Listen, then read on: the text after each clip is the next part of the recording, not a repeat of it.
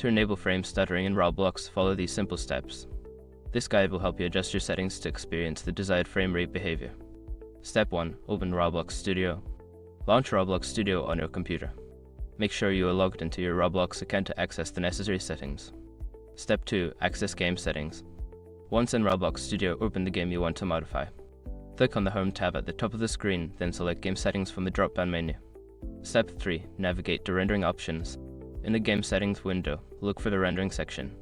This is where you can adjust various graphics and performance settings related to how the game runs. Step 4. Adjust frame rate settings. Within the rendering options, locate the frame rate settings. Here, you can enable or adjust settings that affect frame stuttering, such as enabling VSync or adjusting the frame rate cap. Step 5. Save and test your changes. After making your adjustments, click the Save button to apply the changes. Then, run your game to test how the new settings affect frame stuttering during gameplay. By following these steps, you can successfully enable frame stuttering in Roblox. Enjoy your gaming experience.